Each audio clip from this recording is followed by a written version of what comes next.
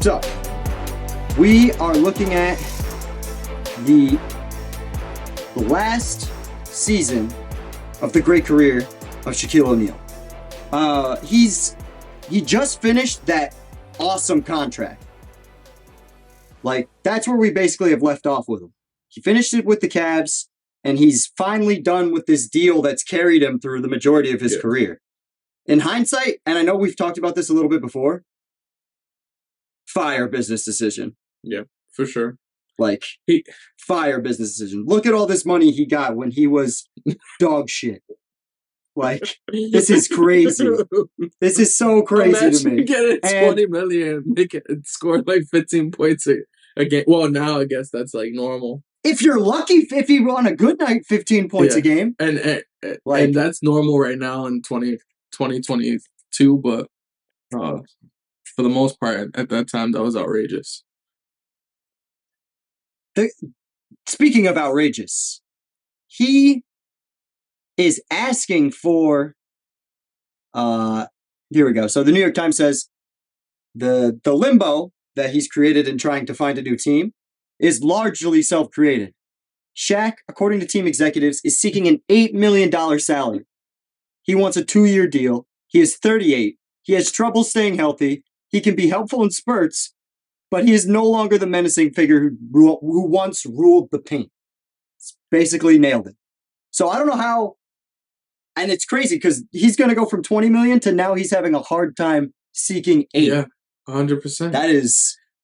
That's a fucking drop off. Otherwise, though, like, he had to be at the vet minimum. Like, he was getting overpaid the whole time.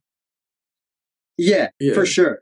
And I feel like we saw in previous seasons, in little interviews here and there, that he wanted to retire. Like, we knew that. He wanted to retire. He talked about retiring. And I think the biggest reason he's not retiring is your man's getting number 5. I know. One for the thumb. All right. That makes me feel better because I was gonna come in with like the straight up hating, like letting everybody know that. But I'm so happy that Russell started this because that's 100% facts. He talks about throwing shit all around his house once number 5 happens. Yep. The Lakers repeat back-to-back titles. The LA Lakers, the 2010 NBA champions. 5 of them. Do you think I was pissed when you got number 5? Of course you were. Oh, no doubt. I tore my house up. No doubt. I bet you did. No, I went crazy. Because when I got 4 and you got 4, I was like, hey, I got 4, he got 4, let's straight. When you got that 5th one, and then hold on, you said, I just wanted to get one more. Absolutely. Absolutely. TVs. Yeah. And I said, you know what? There ain't nothing he can do about it either. We know what it means as a team, but what about individually for you? Just got one more than Shaq.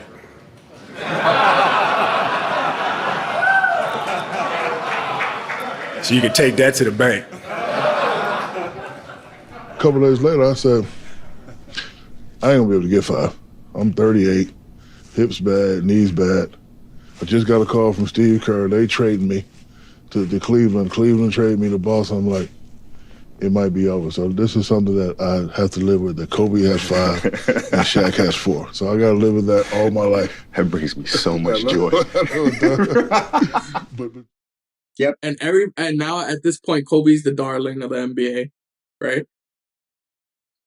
Darling's kind of strong. I mean, everybody's he's definitely cocky than Kobe at this time. He's revered. Yeah. He's revered. He's entered the point in his career where there's no more doubt. Oh yeah, 100%. There's no more doubt. He's not getting the same level of, in my opinion, like he's definitely gets hate after this point from people and criticism, but from a champion level, from like a all-time great standpoint, he can no longer be questioned after that 5th ring from anybody. Different level of career. Legend status. Yeah, let's talk about that. Top five. It's no, all right, but let's. All right. There's just no other way of getting around it. But I think that's the biggest reason Shaq comes back. I think that's got to be the biggest reason. Otherwise, why is he staying? I feel like it's the perfect way to exit into retirement. Like the perfect way. Why? Why is it the perfect way? Because you just left making $20 million, and about it's time. that, though. Like, think about It's time. You played How many years is this? Math me. I think How it's many 19. fucking years is this we're looking at in front of us? Oh, yeah, it might be. Yeah, I thought it was 19 to 20. 1 and 2. 18? 19? Wait, this is 20. No, it's 19. 92, it 93. Has to be 19. It's pretty close to that. I think it's like 18, 19 years. It'll be on your screen beneath me. But it's time. It's time. I feel like this being a free agent, I don't know. I feel like if Kobe doesn't get the ring, he almost assuredly retires at 4, and he's happy because Kobe has 4, he has 4, and that's it. Yeah, probably. Like if Kobe loses to the Celtics, he probably just retires. Yeah, that's true. 100%. I can see that. And it's crazy because like the irony of this, because now not only is Shaq going to continue playing, but he's going to continue playing for the biggest rival to Kobe that exists. Yeah, he was like, oh, Kobe beat y'all last year. Y'all needed somebody, so I'm gonna be that somebody. I'm gonna let y'all know something though. If we would have had that rematch 2011, we would have dog walked y'all all over the court. Kobe would have been pissing all over Shaq and his Achilles tear, motherfucker. Get out of my face. But the interesting part of this is the 2010-2011 season is known primarily amongst casual fans, amongst people who know, basic stuff about the NBA. It is known as the year LeBron went and took his talents to South Beach, right? And I was looking through the articles, the archives of articles. There we go. Try saying that 10 times fast. Archives. Sorry. Sorry, you're stupid. I could do it easily. Fuck you. But it's interesting because, so here we go. So before the Heat begin filling out its roster after the signings of Dwayne Wade, LeBron James, and Chris Bosh, they were in the market for a low-budget big man to clog the lane and grab rebounds. Seems like it should be perfect for Shaq. It's got Shaq's name all over it, and that's what they're getting at. Many thought Shaq would be the perfect fit. After all, he is big and all. He is big and all. All he would have to do is take up space and ride the coattail of Dwayne Wade to another title like he did in the 05-06 season. But instead of giving Shaquille a look and ultimately a chance at attaining a 5th NBA championship, the Heat elected to sign 4 big men that aren't remotely as good or talented as Shaq, even in his twilight years.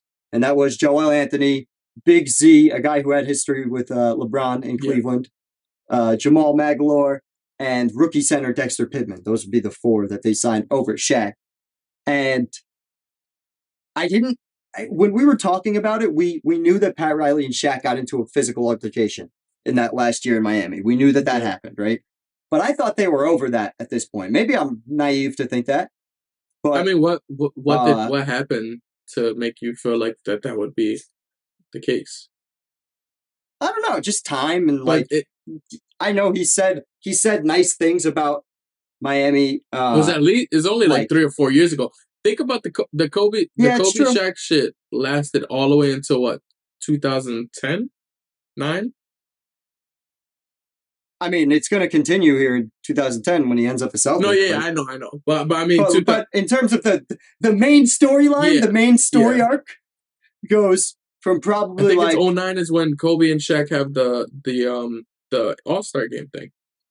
It's that Phoenix, Phoenix year that's where he 09. has. So that means literally it lasted from like 2003. It's 6 years. So Shaq's a 6 years grudge guy. Like, come on. And Pat Riley's 100% also a 6-year grudge guy. So that they probably still hate each other right now, to be honest. I fucking love that. I love that. We gotta use that going forward. But when people are heavy grudge people, they're specifically 6-year grudge humans. Well, I'm saying Shaq could hold a grudge for 6 years, so that means, and I know damn well Pat Riley could hold a grudge for like a long time. But what if that happened? What if Shaq went back and played with the big 3? So this is my theory. Gets them over the hump? I'm shocked that Shaq is even involved in this.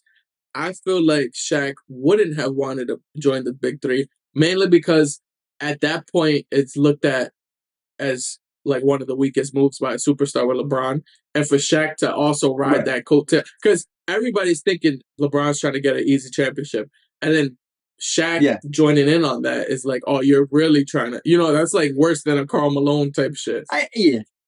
I get where you're coming from, but that only works if you're Shaq and you still think you're in the top echelon of the league.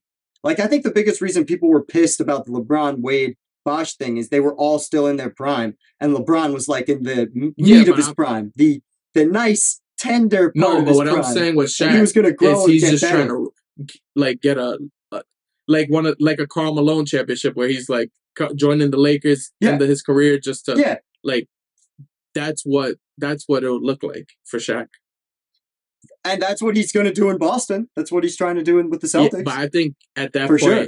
I mean, the Celtics were definitely... It's the same thing. The Celtics were definitely a contender, but I think everybody saw that they were like getting older.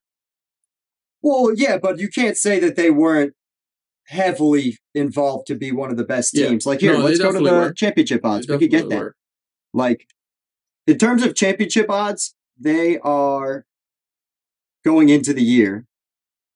Their championship odds are plus 1,000. It's bigger than what I thought. So that means they're probably where does that put them? I'd assume. That's what I was thinking, right? Third.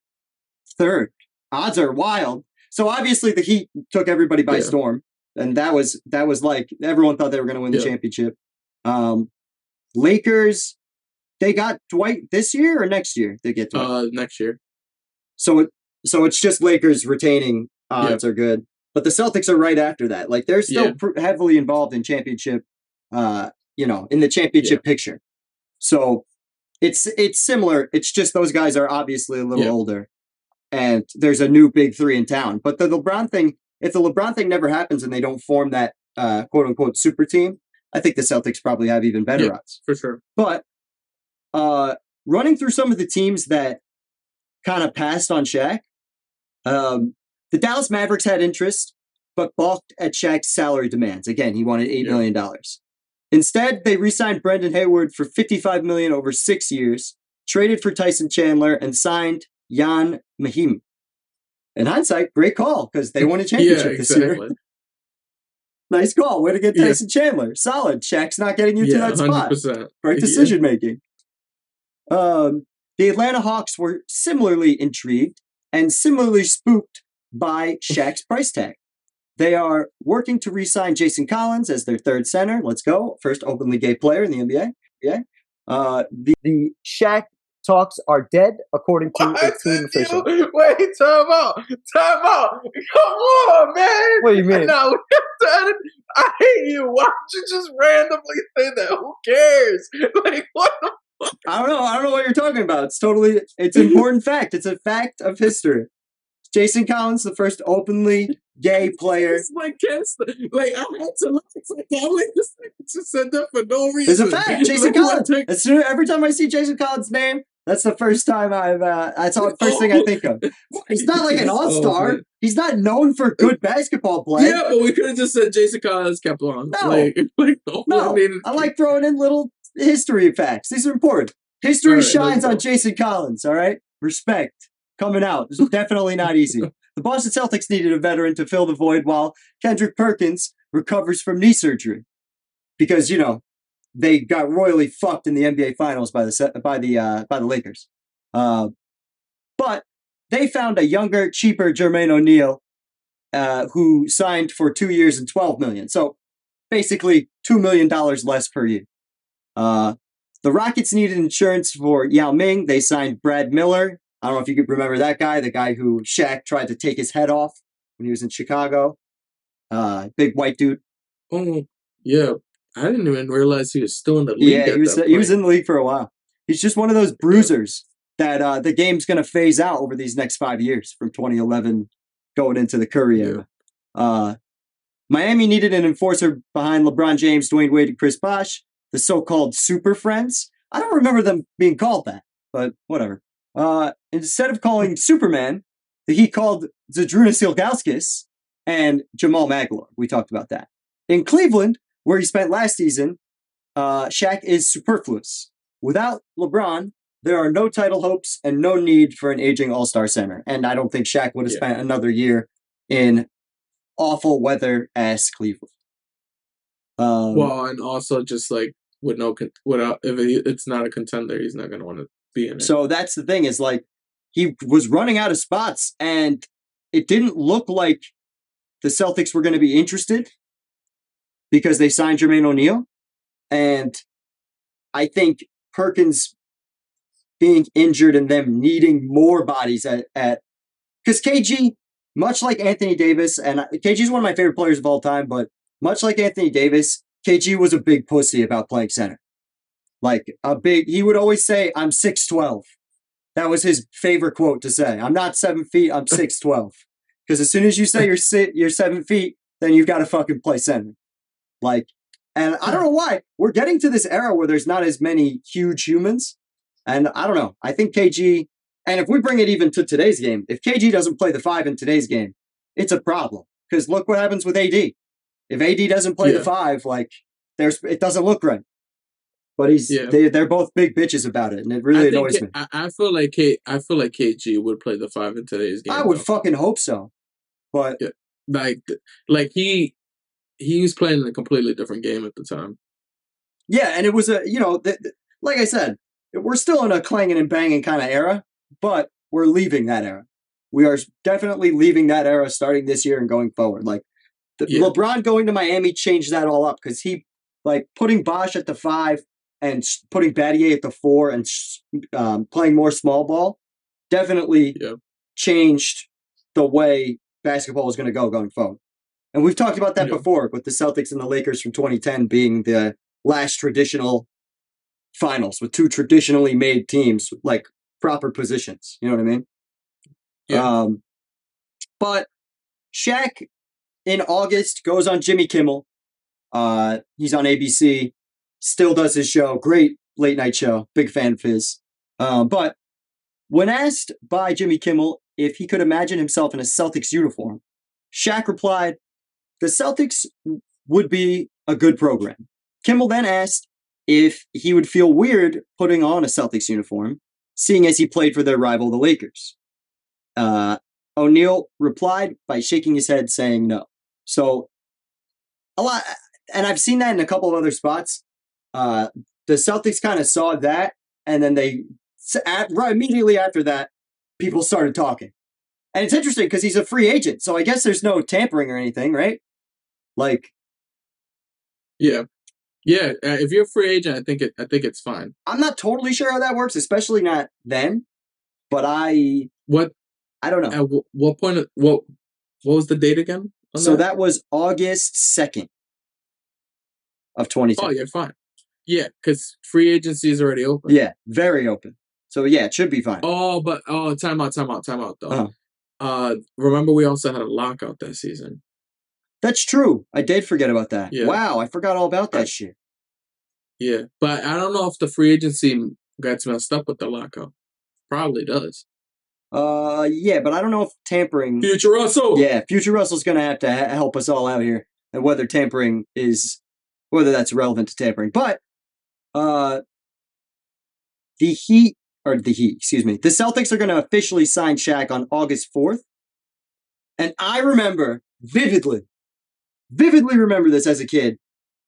Watching Shaq, it was the day he got signed or the day of his signing press conference. He walked all through North Boston and just like basically did lots of photo ops and like got to know the people. O'Neal had some fun today. He tweeted he was going to Harvard Square where he'd pose for pictures like a statue, and here he is. He did not say anything, but occasionally moved for effect like he does right there.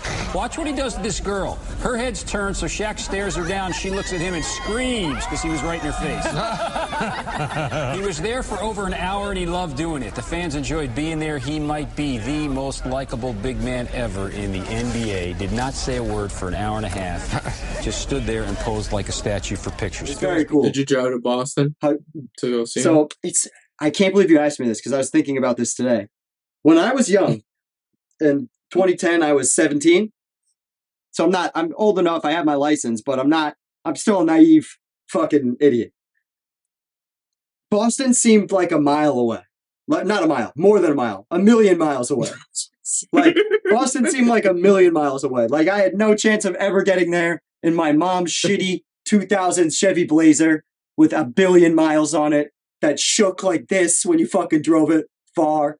Oh, yeah, you definitely want Like, I was not thinking about going anywhere near Boston. But knowing what I know now about, that's a trip I've done a lot over the last 5-6 years. I would say. Why do you go to Boston so often, right? Oh, that's not important. I have friends. I have friends who live there. It's about outside of that. Great. It's not important. Great guy.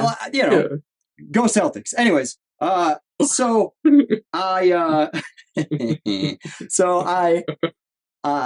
would have went. I would have went knowing what I know now because to meet Shaq.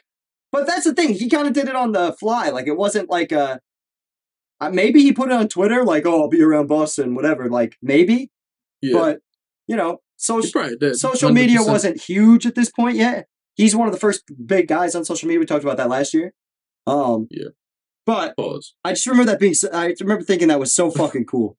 I don't know why. As a kid, I was just like, "This is awesome," because Shaq was one of my favorite guys as a kid. Like, I know that probably. Now look at what Russell thinks of him. Yeah, I know that's probably really hard to believe, considering I've spent, I don't know, the last, how many episodes? 19, 20 episodes just taking shits all over his career and calling him a big pussy, etc. Yeah, that's crazy. That's crazy. And I'm sure he'll choke me out if we meet in person. A little bit of respect.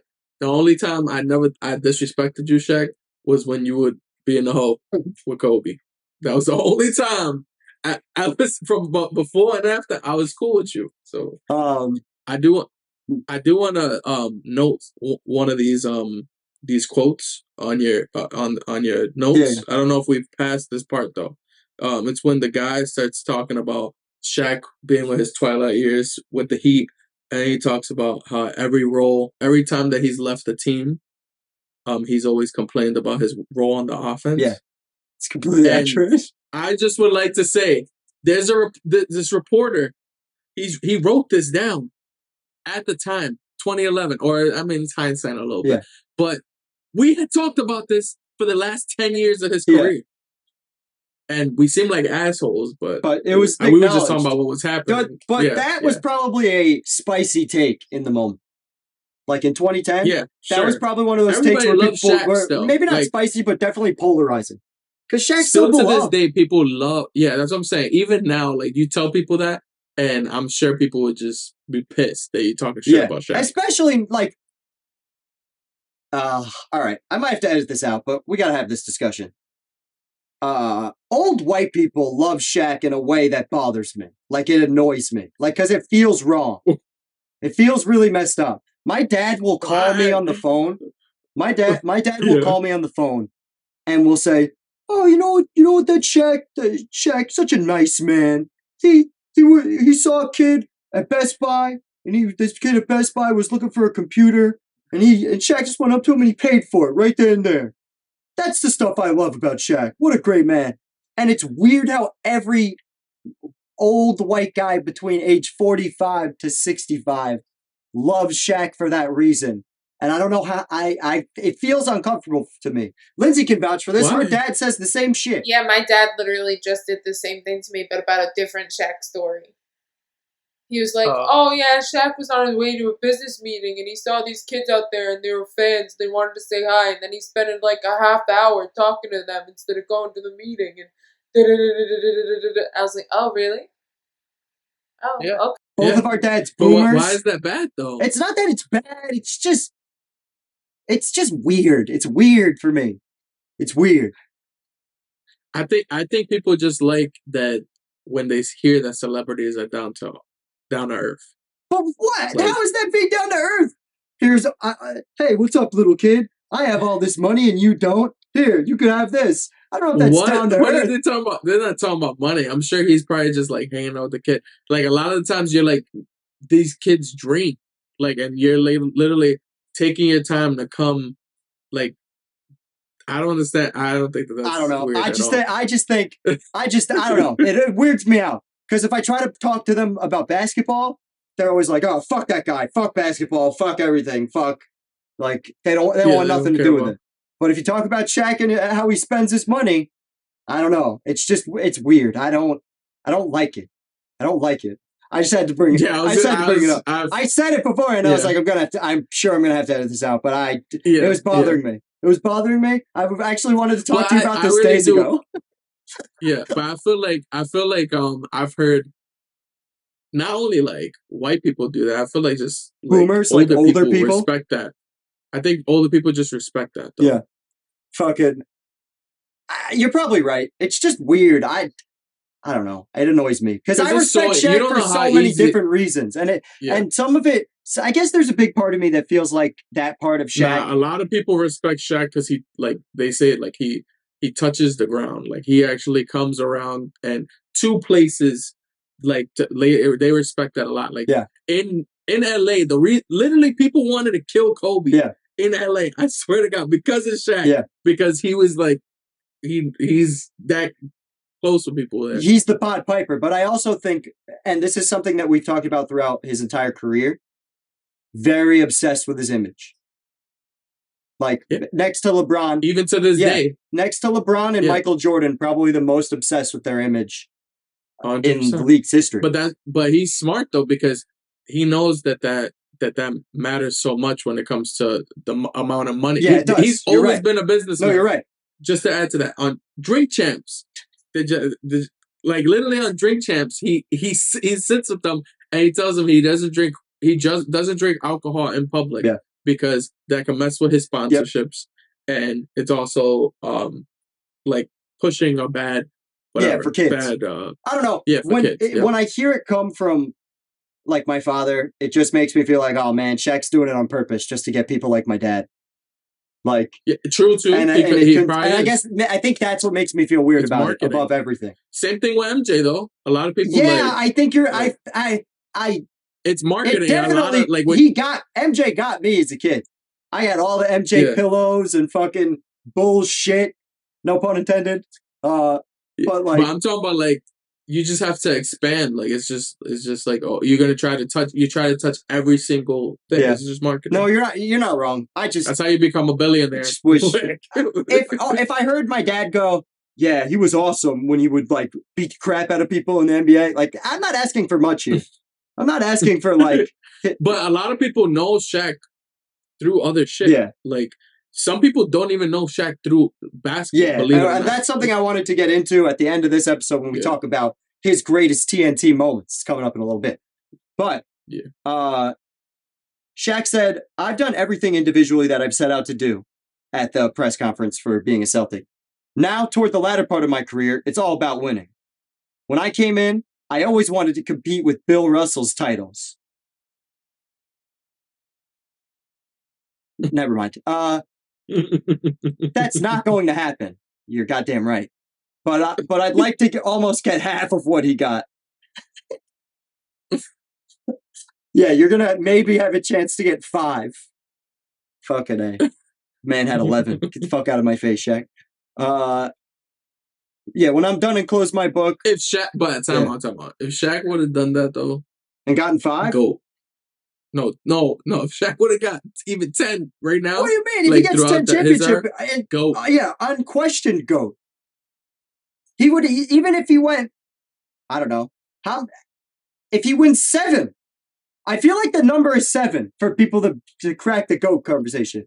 You just got to get one more than MJ. Because of MJ, and that's because we don't respect Bill Russell to that extent. Yeah, it's stupid. Dumb bullshit. I respect you now, though, bro. No, you know why? Because Bill Russell's number is so completely unattainable, so much farther and more dominant than every human to ever play a pro sport ever, that it's not even brought up. It's just let's take the best 8 teams right now. Let's just take the best 8 teams right now. Tom Brady. And let them play. Tom Brady is the closest anyone will ever come. Period. Tom Brady's GOAT status is way above Bill Russell's. Besides, not off his other shit, just straight off what they've done in. Come on, it's not even close. I agree. Tom Brady is. That's a conversation for a different day. But who's more revered in Boston? Yeah, don't. And let's not talk about the racism, right? We're gonna talk about the real shit. We're talking about the real shit. Come on, all right, let's go. All right. one of my favorite moments of all time happens during this training camp because this Celtics team is just so fun. This was like when I was rooting for the Celtics hardcore. Like, I was a huge Celtic fan during this era. And I'm pretty sure this is the team with Nate Robinson. And they obviously had their 5-man rotation of Rondo, Allen, Pierce, Garnett, and Perkins. Perkins is going to come in late from the ACL. But that big five had such an amazing record. Yo, you know you're a Celtics fan when you just call it a big five. It is a big five. Like, it was absolutely crazy. A big five. Like, everybody in the comment section, please, if you guys were watching basketball at this time, tell me which one of you guys said big five for the Celtics. It was even on TV. They said big four. Like, five. Like, for you to give, Perkins is gonna wall out for you. You trying to get on ESPN right now? Because hey, if Kendrick Perkins plays in Game 7, Kobe has 4 rings. All right. Oh yeah. It's a fact. Yeah, we already know what would happen. It's a fact. Stop playing. Kobe was able to get double digits rebounds, but didn't. Bye-bye, Perkins. Go fix your ACL, you little dirty motherfucker. Kobe doesn't get double-digit rebounds without Perkins being out. That's a fact. But Kobe was eating. But no, this team's super fun. And Nate Robinson has lots of fun with Shaq. Like, this must have been the most fun locker room ever. Between KG, fucking Rondo's Franklin-looking ass, fucking Kendrick Perkins, who we've seen on TV, just a character. Shaq. Like, I mean. Oh, yeah, that was probably fun. A lot of such fun. a fun I can just team. imagine the Spades games. The Spades games were probably lit. Do you remember when Nate Robinson dunked on Shaq in training camp? Yeah. He did the whole. Bro, I was watching. Yeah. I remember this shit like it was yesterday, man. It's my glory days. Fucking, this team was okay, but like, I just love. It was all the extra stuff that made this team so fun. This team was good. Yeah. It wasn't bad. No, I'm not saying it was bad. It was just like, it's so veteran heavy, right? Yeah. Like, it's so obviously too old in hindsight, I guess. And I think there was probably an expectation for Rondo to score more. Had to be to a certain extent. Maybe not 20 points a game, but more than 10. I don't think so. I think it was always like Rondo being the facilitator. Like, absolutely the assisting and the facilitating and getting the triple doubles, but I think they were expecting him to take over offensively to a certain extent because, and the reason why I feel that way is because as these guys got older and reached their mid to late 30s, Rondo, I don't know, I felt like that was the part that was missing. Like, they could only do so much from a minutes perspective. Like, that's what killed this team, in my opinion, is like, look at the Warriors. Great example, right? Curry and them are a little bit younger than this big three, but without a guy like Jordan Poole and guys like Wiggins, who are a little younger, to take some more of the scoring, I think it makes a difference. The only thing with the Warriors is that's literally like been probably one of the first times that's happened. Oh, yeah, I'm not disagreeing with that. But I think the opportunity was there here. I think the opportunity was there. Oh, I see. Okay. Yeah. I see. And I just, I don't know. Just in hindsight, you can see all these things. I don't think anybody was thinking that in the moment, to your point. I think many people looked at Rondo as like, he's a 10, 10, and 10 guy. For sure. Yeah. And he did, like, he played his role really well. And he played good defense. Rondo excellent was a solid defense. defender. Broke Bob Cousy's record for steals in a season. A record that had lasted fucking almost 50 years. And not for nothing, Rondo was, what was it this season or last season that he was elite and he had that shoulder? Remember, like, it was the ACL. I think he dislocated. It was the ACL. It wasn't even his shoulder. No, but weirdest in the playoffs when he dislocated his shoulder or something. I thought it was against the Heat or something. I'll have it on your screen. I'm familiar with what you're talking about. Rondo's career really ended when he tore his ACL. He played through a whole game with a half torn ACL, and he was ready to show up for the next game. Was literally suited up, was warming up, and then a doctor comes running in to shoot around to tell Rondo, "You're not playing, dude. You have a half torn ACL or a fully torn ACL," and he didn't even know it. He was going to keep playing. Yeah, that story is crazy to me. I'll never forget that because I was like, this guy, and he was on a triple double streak before that point. He was averaging so many triple doubles. All these, he had like the most 10 assist games in a row for mad long. Yeah, that's the craziest part with ACLs because remember, I think last year, in football, Woods he tore his ACL and he thought it was just like off a routine play in practice. Robert Woods, yeah. It's like that. Just like you can, it's only, and I mean he would have felt it immediately when he tried to cross somebody over. And his shit would have went. That's what I'm saying. Like that's the part that's always interesting to me about that is the complete different ends of the spectrum of what the reaction to that injury is. Celtics in their first game, and this is another thing I remember like it was yesterday. Wipe the floor with the Miami Heat, the new look Heat. Everybody thought this. I wonder what the odds were on this. I'm gonna try to find the pregame odds for this for Celtics Heat because I bet you it was Heat by like 10 points. Heat to win by double digits for sure. Because everybody thought no, it was probably a couple points. There's no way that I don't think they would. There's no way. There were many that thought the Heat would wipe their fucking. They would go 73 wins like immediately. There was a lot of that. So like I'm sure it was a big. They were pretty big favorites. But Shaq comes in. He starts, and he gets 9 points, 7 rebounds, and a block, and some sweet ass old man dunks, where he grabs the rim and does his weird like walk down the court with his fucking hands. Yeah. So bizarre. So fucking bizarre, this man. Just love being a showman. And they have a big win. The big three, from a chemistry standpoint, looks all there, you know? And it's a good look. It's a good sign for the Celtics. And I'll never forget that everyone was worried about the Heat because then they go and lose another game after this. People were like, "Oh no!" But because they went on. I think they went on I think they went like 2-7 or some horrible shit like that, like 3-7 to start the season. Yeah, I think and everybody was making. I think you're right. Yeah, it's something like that.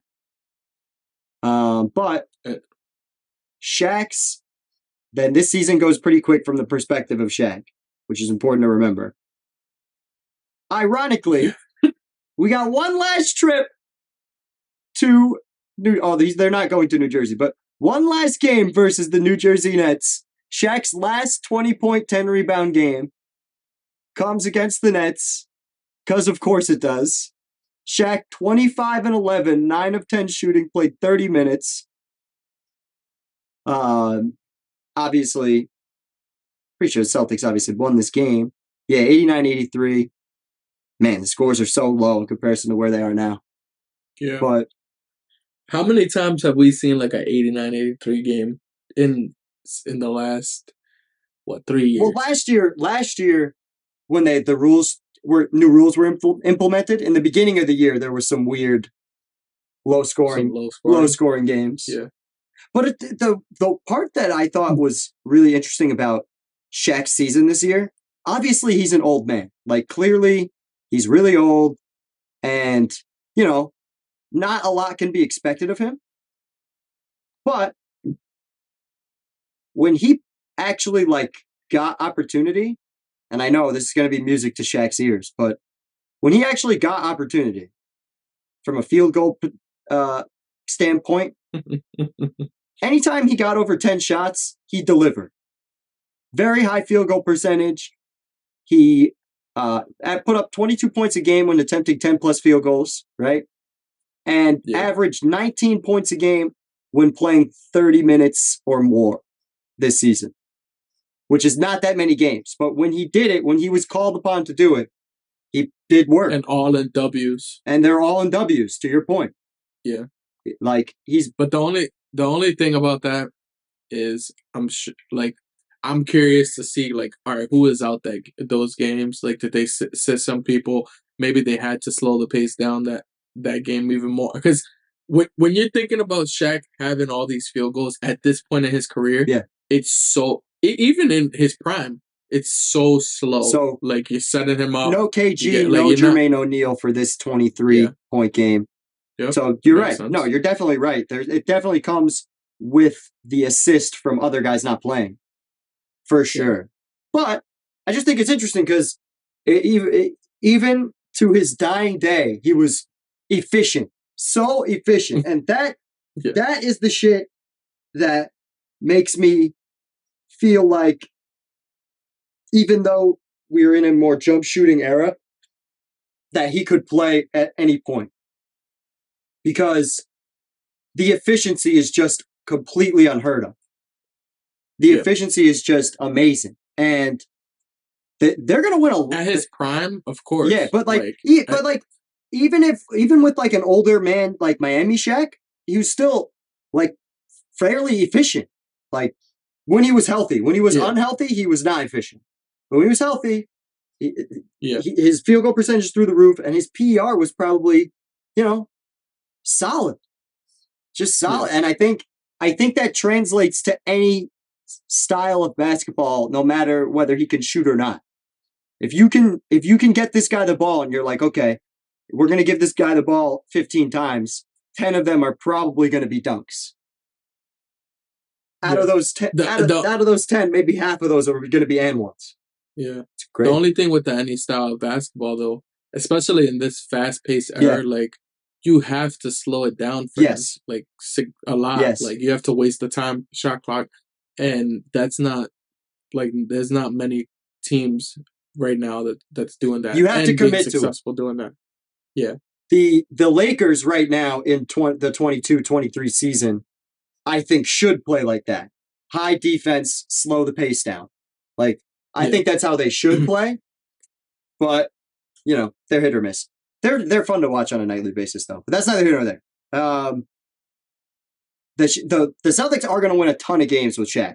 They're going to go 28-9 with Shaq this season in total, which can't ask for much more. You know what I mean? Yeah. Like you really can't ask for much more at all. And I think him actually. So was it clear that he tore his ACL? Who? Sorry, not ACL. Sorry, tore his Achilles. So that's the other thing I wanted to talk about. It seemed like, and you know what this reminded me of, like the exact same situation. It reminded me of Kevin Durant on the Warriors when they were talking about his calf strain / they were trying to call it anything but what it was, which was a partially torn Achilles. And I think the same thing was happening with Shaq here. I think they were being kind of like, oh, it's his Achilles, it's sore, he's old and big. But the guy, tore his fucking Achilles. It's come out since that he's tore his Achilles. And the crazier... But what? Go ahead. Yeah, I was going to... But when? Is it... Did he tear his Achilles right here, or does he tear it in the playoffs? I think he tears it. Let's see if I can I have the footage. Because that's where it gets confusing to me. It seems like, all right, maybe he had a partial tear and then he finally fully ruptured it, or maybe it was just a partial tear all the way through. Because I know Kobe had Achilles soreness all the way through beforehand, and that's what it tore. Crazy to me. And the same thing happened to Durant.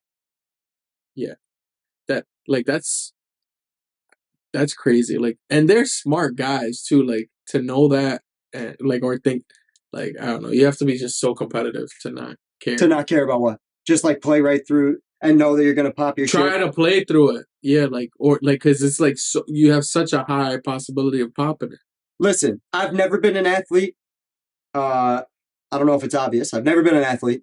But if I'm rich and I'm paid to play, it's kind of at least I got the money to take care of myself. I want to try and win. I think the Durant thing is a little bit more, because Kobe, I'm 100% sure he felt, obviously had the soreness, was doing his treatment, but I'm almost 100% sure he was thinking he's Superman. Nothing's gonna happen.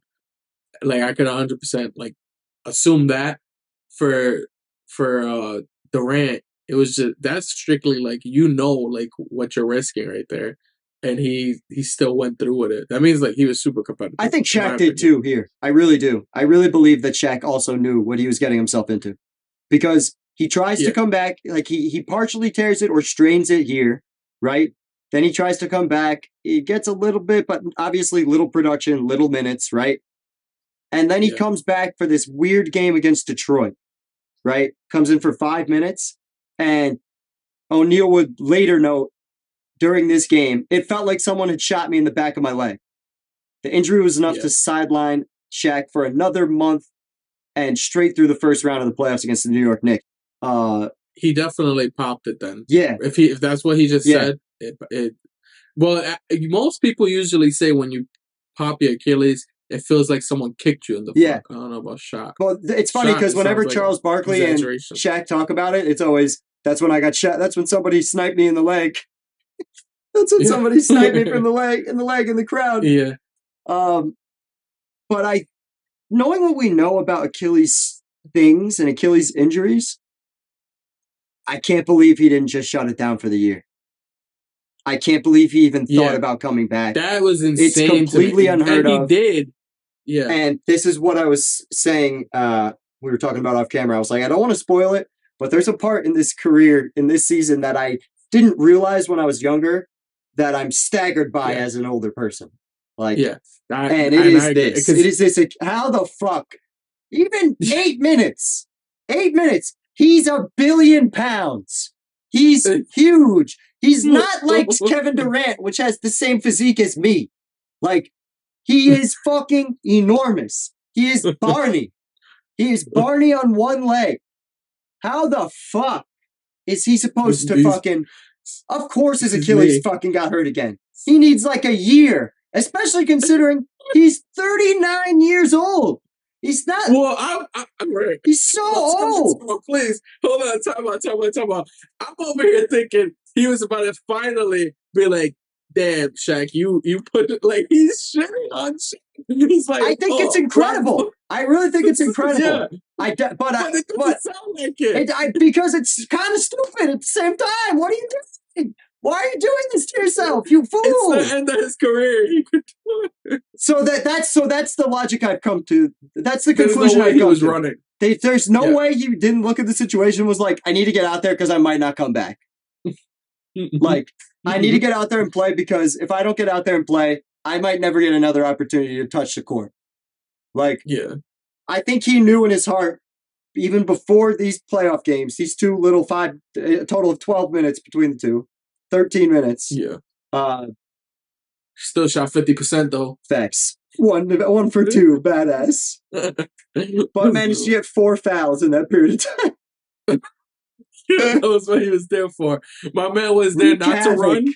He limped off the floor, and whenever somebody hard foul LeBron, fucking amazing. Hard foul D-Wade, like that's all he was doing. But like he was there to get flagrants. No, there's no way he didn't know ahead of time. He was like, I'm sure once he realized it was an Achilles tear and what he had to do for rehab, like during the Detroit situation, coming into this playoffs, he had to have been like, I might not come back, so I got to get out there now. I'm surprised this is not talked about more. The Achilles thing? It's because he only played 12 minutes in 2 games. That's why it's not talked about. But it's still it's crazy. Literally people talk and well deserved, true. Like when Kobe popped his Achilles and walked back to shoot the free throws, legendary. Yeah. Like literally a legendary moment for Kobe. Yeah. This is crazy. It is. Like, it is. If he was remotely productive at all, it would get talked about. But yeah. And if they somehow won, that would have been 100%. Let's talk about the guys after this point. So this is 2010. So the last 10 years, Kobe, DeMarcus Cousins, Kevin Durant, John Wall. Was John Wall Achilles? I think so. If not, it was... I think he might have torn his... Yeah. I think it's his ACL and Achilles. Same thing with Klay Thompson. That was the other person I was going to say. Klay Thompson. All 5 guys I just named were out for over a full season of basketball. A ton of time. Yeah. And this guy came back after less than a month to play a couple of minutes, but still, it's crazy. You're not seeing anybody else do that. The only thing I could compare it to is Durant. I don't even know how he was able to walk. Yeah. The only thing I could compare it to was Durant when he partially tore it in the beginning of the playoffs, and then he comes out and he's doing all his breakdancing and shit. That game in the finals, he does all the weird. Yeah. That was the stupidest shit ever. I can't wait to do it. What if he would have popped his Achilles doing the breakdance? He probably did tear a couple of threads of Achilles, busting those moves for everybody. There's no way he didn't. And then he came out and lit Kawhi Leonard the fuck up. Lit him up. And then he died. And then his Achilles was like, you're going too hard, man. Popped right out.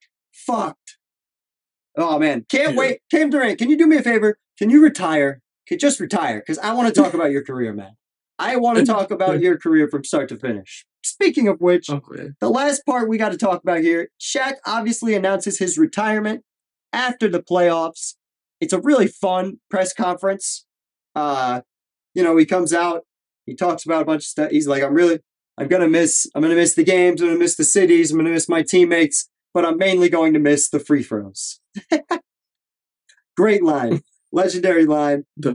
Free throws? Yeah, he's like, I'm gonna miss a lot, but I'm mainly gonna miss the free throws. Fucking amazing. Okay, all right. That made way more. Oh, what did I sound wrong coming out of my mouth? No, I thought it said free throw for a second. I'm like, what? I'm like, was that a food or something? It's a free throw, dude. You pay. Yeah, a free, I was like, what? Throw, yeah. fire. Free throw. But yeah, he's definitely really fun press conference, and it was known like pretty much the second he retired that he was going to do television. Like it was alluded to for a lot of years. He would go and do some press conferences, and he'd be like, "What are you going to do next?" And Shaq would be like, "I'm coming to take Kenny Smith's job. Fuck you, Kenny Smith. I'm coming for you, baby." I'll find that clip. I'll play that. What has Inside the NBA meant to you over these years? Those guys, do a great job. Ernie and Charles, they do a great job. Reggie does a great job. My main man Marv does a great job. Fratello does a great job. The other guy needs to be replaced, and when I retire, he will be replaced. Talking about Kenny Smith? Oh, yeah, that's right, Kenny. I'm coming for you, Kenny. Ernie, I love Ernie. Keep doing what you're doing. Get rid of the other guy. Matter of fact, in about 300 days, the other guy going to be in trouble. Yeah, I'm just putting it out there now. Who's the other guy? Whoever. One of them going to have to get out that seat. Big man's coming.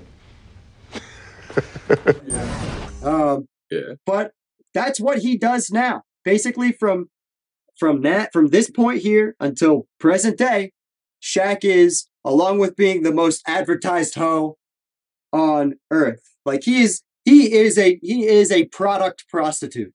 Like there is no getting around it. He has a Shaq summit every year where basically businesses come to him and say, "Here's why you should be with us. Here's why you should." And people basically just come to his house and pitch him ideas every year. And he's a multi-millionaire. He's a billionaire, bro. Is he a billionaire? I think he's a billionaire. I know he invested in things like Google. He almost invested in Starbucks. That's his biggest regret. I know that. But he is known best for our purposes of discussion. Because he thought people didn't drink coffee. Yeah. Specifically, and I'm going to run the clip. He specifically thought black people don't drink coffee. That's what he actually thought. I'll run the clip so you guys don't think I'm a racist. So my agent calls me up and he says, Howard Schultz wants to do business with you. And I'm like, coffee. Because growing up in my household, never seen a black person drink coffee.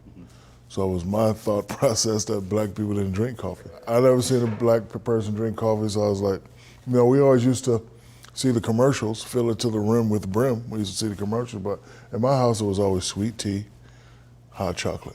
I never seen a person, so I thought I didn't drink coffee. So anyway, Howard says, Shaq, I want to give you the opportunity to go in with me and open up these Starbucks franchises in African-American communities. I looked at great Howard Schultz's face and said, black people don't drink coffee, sir. I don't think it's going to work. And you should have seen his face. He was like, all right. We're still good friends today, but that was one of my worst business decisions. Because now every time, on every corner, in every city, in every country, I see a Starbucks, I'm like, oh. And then Magic came and did the deal after me, and he just did great with it. So he is the. Nah, he's 400 million. My bad. That's what I thought. I was like, I don't think he's a billion, but 400 million is a metric fuck ton. Bruh. What's the difference between 400 million and a billion? Only $600 million. It's no big deal. A lot of planes. It's nothing. Bruh, it would mean nothing. If you had 400 million one day and you had a billion the next day, I don't think your day-to-day life would change that much. I really don't. No, it definitely does. I don't think so. I don't think so. Like, the way their lifestyle is completely different. From 400 million to a billion? Yeah. I don't know. I don't know. I feel like you could still afford everything. With both there's way more planes you own. There's different kinds of jets I guess you at own. a billion you could own a rocket science lab. I guess that's what you could learn to fly to the moon for a billion. I guess. Yeah. But that's one of the things. But no, so Shaq is the really, like, Inside the NBA on TNT was a great show before Shaq. I watched it before Shaq. Charles Barkley, the man, one of the most charismatic guys on television. But when they added Shaq, they made it like they changed the game for the better. Yeah, one of the most positive additions to a television team to ever happen. Like that show went from being great to absolutely legendary overnight with Shaq's inclusion. Yeah, and they had some fun. It's like a TV show, like literally just like their TV show. It took Shaq a while to get comfortable. Like, he was very analytical in the beginning and like doing too much like with stats and like trying to sound like a professional. Like I would imagine every athlete does coming out of the league because they don't want to insult the people they just played with. It's really, they're still part of the league. Like they still feel like players. And they're like, if I'm a player, I can't be critical, you're just like being a pussy about it. And the director and the lead producer of Inside the NBA said to Shaq, was like, basically gave him a pep talk and was like, that's not what we fucking signed you up for. You're not here to fucking be Mr. Analytical and tell us all about your stats and shit. You don't know. You're here to be Shaq. And after that point, it got a lot better. And I just wanted to run through put a nice bow on Shaq's career. What are your favorite moments from Shaq's Inside the NBA run? Like, there are so many good ones. Yeah. Who would like to go first? Lindsay should go first. I have 3. Okay. Obviously Shaq and Kenny race into the board, and Shaq just eats shit right into a Christmas double tree. teams, get fouled, get people. See, here he is.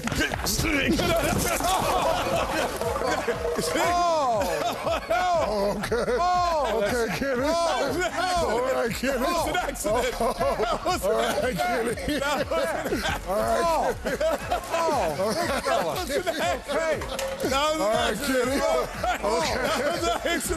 Yeah, this means war. That was an accident, man. This means war. No, it was. All right, Kenny. Why'd you try to box me out? Yeah, look at that. Why'd you try to box me out? Harry. Why'd you try to box me out? Harry. This means war, Kenny. Good halftime report. Here's another look, a different angle of the. Oh, Kenny, you pushed him too hard. You did. No, Yes, you did. he was like a That's okay. like a ball. And Kenny pushed him. Yeah, Kenny totally. Today. Such a swift move. It'll be on your screen. Kenny like juked him out and then just tossed him to the side. It was great. And Shaq, like a giant bowling ball, goes tumbling into this fucking huge Christmas tree that's bigger than Shaq. Oh my god. Oh, that's a funny one. What are the other ones? When Shaq and Chuck are arguing about rings, and then Shaq for the first time ever goes, "Google me, Chuck. Google me." If you don't have a great relationship with your best player, you're never going to win. That's not true. He did not. That's not true. He did not, well, in That's your not opinion. true. No, just because you say something, it's just That's your not true. opinion. It's not true. Me and Pat Riley never saw eye to eye, and what happened to my man win. So it's not true what you're saying. Well, it's not true what you're saying. It's not true. I'm just letting you know was the man on that team. It doesn't matter. It doesn't matter. Don't even start it. doesn't matter. I was a role player, you're right. But you know what? That's my point. That's my point. I'm saying with your best player. You don't know what you're talking about when it comes to championship. I'm just telling you something. Stop babying Wayne these carried you to that championship. No matter how much you scream you loud, that does not make you right. You're wrong in the city. And that's why you ain't win, because you was a baby. Stop babying these players. I'm not babying no players. He don't play. He don't play. You got to sit his ass down. Period. He got to repair. He ain't got to repair nothing. You got to stop babying the players. You got baby. That's why you ain't win. He got to. I didn't have Dwayne Wade and Kobe Bryant carry me up and down the court. So why you in the Hall of Fame? Because I got 3 Finals MVP, Chuck. Because you Google me, Chuck. Everybody knows you were a great player. You see that? Everybody knows you were a great player. You don't know what you're talking about when it comes to championship. You ain't got to repair nothing. That's in the lexicon to this day. The Google me shit. Fucking him and Chuck have had legendary fights. Yeah. Legendary. Absolutely 100%. next level fights. What was the last one? And then the last one is when him and Chuck react to Chris Paul and the Rockets trying to fight the Clippers after that game. And like the cops getting called and everything. Oh, I forgot about that. Yeah. Well, it was an emotional, chippy game, and it did spill over into the hallways. At the moment, right now, I'm in the Rockets locker room.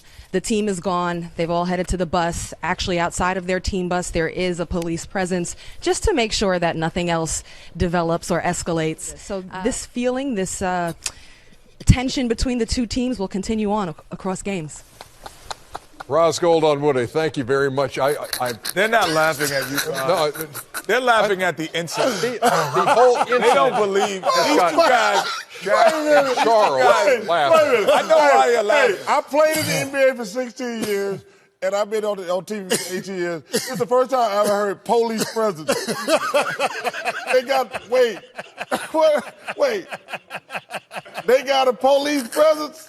Are you kidding me? Wait, come on, man. Numerous social media reports that LAPD was called. LAPD was called. See, these two, man. Hey, Chuck. No.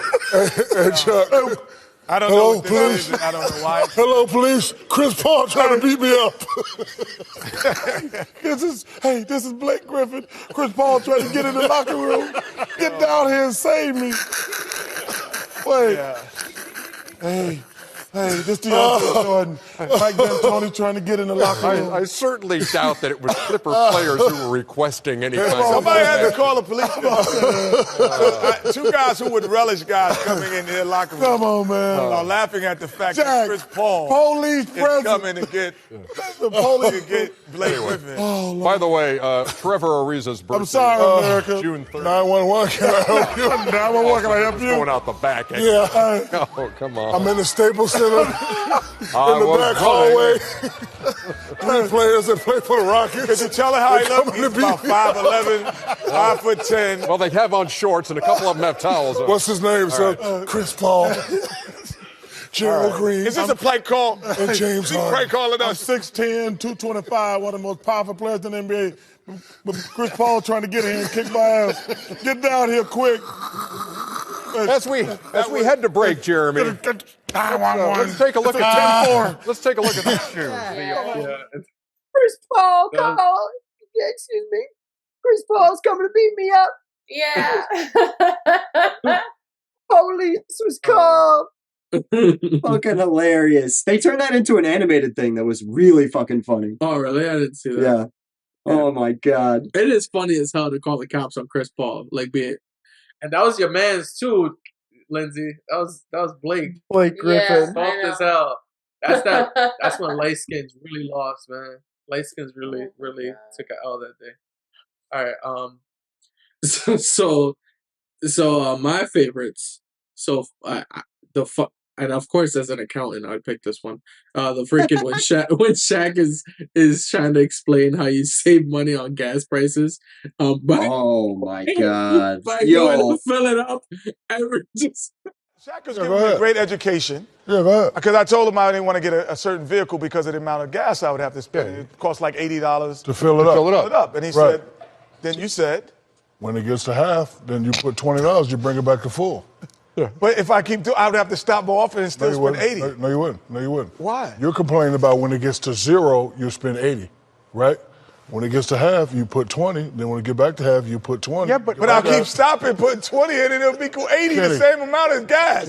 I'm driving the same amount of gas. The average human stops once a week for gas, right? With you only work here twice. You would probably have to stop maybe once every 2 weeks. Don't even try it. This is bordering Nobody on. travel more than me. This is bordering on what's closer, the West Coast or the moon. So this is bordering on that. You're telling me that I wouldn't have to if I didn't let my gas get down, I wouldn't have to fill it up as much. No, I'm saying you're complaining about the $80. That's what the conversation about. But 4 times 20 is 80 because I'm gonna stop 4 times. No, you're not gonna stop 4 times. No, you're not gonna stop 4 times. Not in 1 week. You're not. Anyway, the West Coast is closer than the moon. If you let it get to 0, right, Monday through Friday, right, then you got to pay 80 to fill it back up. Right. Okay, but if you let it get to half by Wednesday, then you pay 20. No, it won't get to half by. Right, by Wednesday it's going to be 40, and then on Friday it'll be 40. Not 40, again. 20. Yeah. It's going to be 20. No. It's going to be 20. Not half. Half of 80 is 40. But no, listen to what I'm saying. I am. Okay. So if I just no, you ain't gonna have to put gas in every day. Don't play me right now. I'm not playing. Don't play with me right now.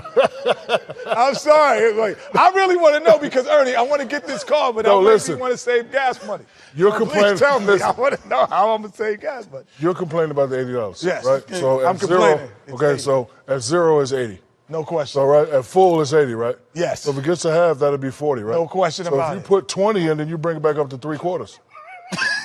Right? No, if I put 20 in, it'll get to 1/4. Jeez, yeah. But it'll be 3/4. It'll be 3/4 full. 3/4 empty. No, 3/4 full. Wait, who's on first? This. You know what? You know what gets me with that? You know what gets me with that particular segment? He believed it. He was like, "What do you mean, man? It's going hard."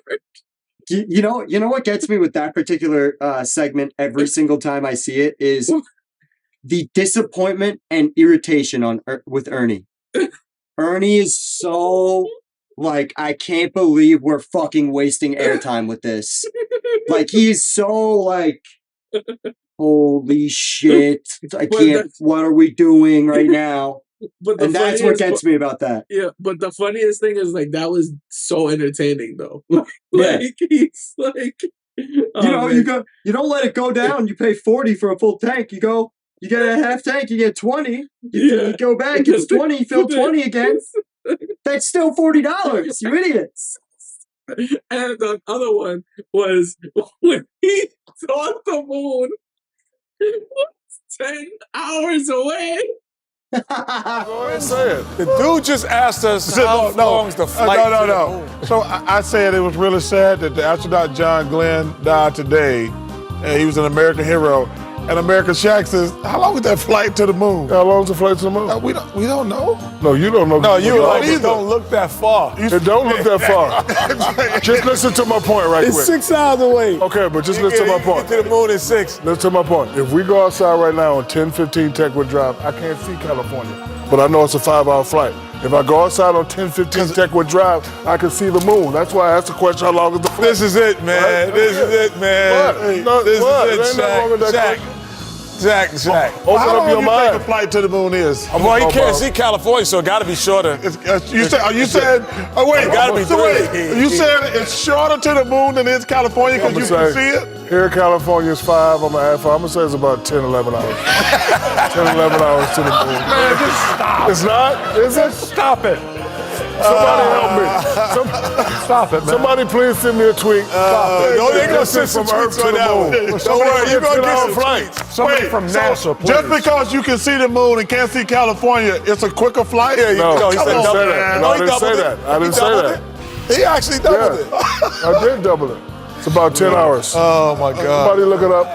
What are you talking about, man? This is So, fellas, 2016. it takes 3 days to get to the moon. Oh, good. So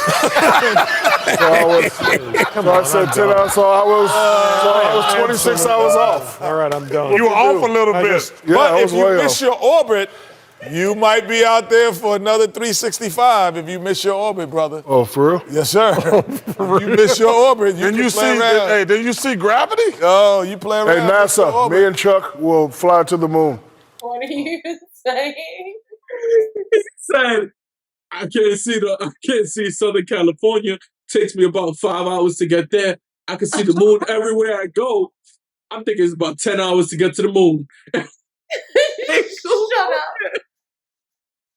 You've never seen that clip? Yo, and they Googled it, and they're like, it takes 3 days to get to the moon. Oh my God. 10 Oh hours my to get God. to the moon because you can see It was so funny. And then they told him, and he's just like, oh, I don't know. I was wrong. Whatever. Like, he goes, oh, word. It takes a couple of days. It takes weeks. Whatever long it took. I forgot. Okay. Oh man. Okay, so mine, and I can't believe Dario, you didn't pick this one. So everybody said multiple, so I'll throw this one in there before I say the one that is really my favorite. I don't know if you guys know this about me, but I love when Shaq gets pranked and like people shit on his ego. Like it's hilarious to me for a lot of reasons. Of course you would. One of my favorite moments is when they prank Shaq and put him beneath like all these different guys on the all-time center list. I don't know if you caught this or not, but our friends at Bleacher Report compiled a ranking of the greatest centers of all time, starting with Kareem Abdul-Jabbar, number 1. Who's number 2? Bill Russell. Bill Russell. All right, that's not bad. Then Wilt Chamberlain. Ooh, 100 points. David Robinson. Oh, wait a minute. Hakeem Olajuwon. Hey, somebody missed it. Shake. Wait, somebody missed it. Number 6.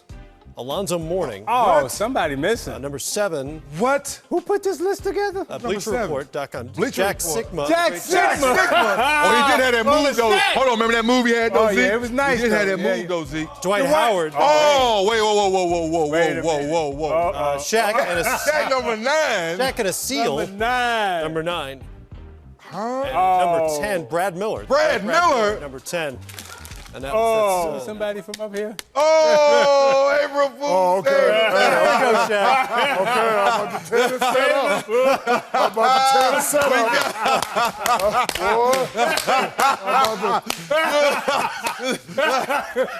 I'm about to tear the setup. Hey, you about to go Shaq Fu on him? Yeah, I'm about to go Old school crazy. Shaq Fu? It is past midnight. You should have seen his face. Past midnight here in the East, so it's April 1st. I thought you might enjoy that. Oh, my God. Oh, my God. America, did you see that face, America? Oh, God. Here are some of the reactions from Shaq as he watched that list Look develop. at him get mad. That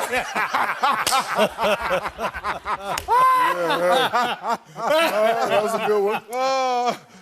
Here comes his next one. That was a good one. You got me.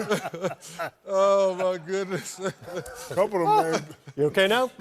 You all right? Hey, All right, now. when you saw Jay, Like he's beneath Bill Walton, he's beneath Dwight Howard, and he gets up and he like leaves the set and starts breaking things in the back, and then on a similar wavelength, can you tell me what the name of this album was? The Toronto album, where he with Drake as our resident Drake fan. Is that Views from the Six? What is it called? Views from What's the that Six. album called? Yeah, Views from the Six, right? Yeah. That album was insanely popping at the time, just came out, and the TNT guys made different ones for each person. Yeah, because he had a funny ass like album cover. Yeah, right? and it was So like, it's and Drake's was like, views from the obviously Views from the Six, but he was on top of the CN Tower. Yeah. But Shaq's part of the area code 416 and 647. BigDummy.com. So he likes to refer to that area, Toronto, Like as this the would be the six. 444 or Yeah. 6, 7, 8. Well, because as most people, like I say, I'm from the 205. I don't just say I'm from the 2. That's true. Most people say I'm from the 205. Like my man, from the 2, Chuck. Yeah, I'm from like Pitbull, the 305. You hear me going around saying, hey, I'm from the 2. They're like, 2 what, fool? You're from the Deuce. Yeah. Hey, Ernie, you got your Loki? I do, as a matter of fact. That's what it's The called, guys Loki? upstairs along the views from the 6 had some ideas on other views. Oh, views from the dugout. Thank you very much. Yeah, that's where you were. That's that was parental advisory. Yeah, right. Okay. Okay. Yeah, exactly. Views from the bottom of the D list. All right. Hey, there's your you man, got Larry. To get off my man, Larry, the cable guy. One of the funniest guys I ever played golf. I do like my outfit. I like Carrot Top and Flavor Flav in there. Flavor Flav. Kathy Griffin. Watch her on New Year's Eve with Anderson Cooper. News from Kobe's shoulders. He's mad at that one. You're not mad at that one, are you, big fella? You can't be mad. I want to see Chuck. I want to see Chucks before you go, man. He is upset. He is upset. He is exit stage right. Okay. Exit stage Something right. tells me he's not coming back. Oh, man. That is a wrap for Inside the NBA, presented by Kia. For Kenny and Charles, who I know will be here tomorrow night. Hey, we need some of that stuff, Shaq. And for Shaq, who we hope is coming back tomorrow night. Bernie Johnson. We'll see you tomorrow night, Game 7. Pacers and Raptors on TNT.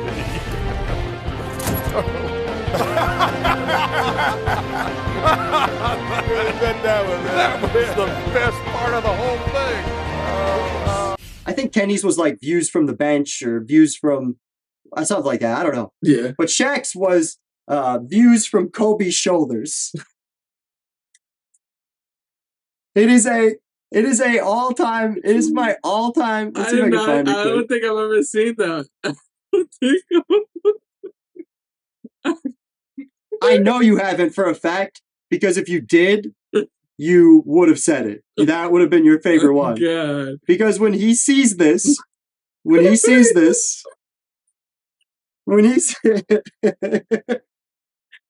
a fact, though. Like, all jokes when aside, he that was sees a fact. Shaq immediately takes his glasses off, gets up, and fucking leaves the set, and doesn't come back. And Shaq and Kenny are fucking dying. Views from Kobe's shoulders. An all-time classic. It's got to be my favorite Shaq TNT moment. Oh my god. He's talking and talking. Yeah. Views from Kobe's shoulders, right over him. That's a fact. Such great work from the TNT guys. It is hysterical. I know this is Shaq legacy breakdown. Everybody's probably here for Shaq, but we all know what happened. That's it. That's all you got. I'm just letting him know from Kobe's He's shoulders. like, don't forget as we tune out. But we did it. It only took us a whole fucking year to get through it, but we did it. We got through Shaq's career. A little less. Definitely the longest legacy breakdown of all the legacy breakdowns we've done. You guys don't even know. We've done certain episodes over multiple days. I'm sure you could figure out which ones. Yeah. And this has been an odyssey. And I love going through all of this stuff in depth. And I can't wait. Words that I don't know. Odyssey. It is. It's been an odyssey, a journey. It's been great. Thank you for watching. Thank you for subscribing if you joined during this section of our great little podcast here. And I can't wait to take Shaq into the fucking time machine. Yeah, we're about to Let's fuck him up. go. What years will we bring him to? What team will we pick? Up next, motherfuckers. Find out on the next episode of Apex Greatness.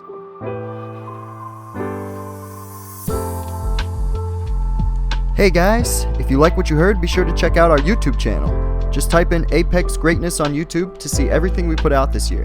From legacy breakdowns to current NBA and NFL content. We have over 150 videos to binge if you're that type of person, or just to listen to in your spare time. We have about 2 to 5 hours of new content every week. Check us out. Later.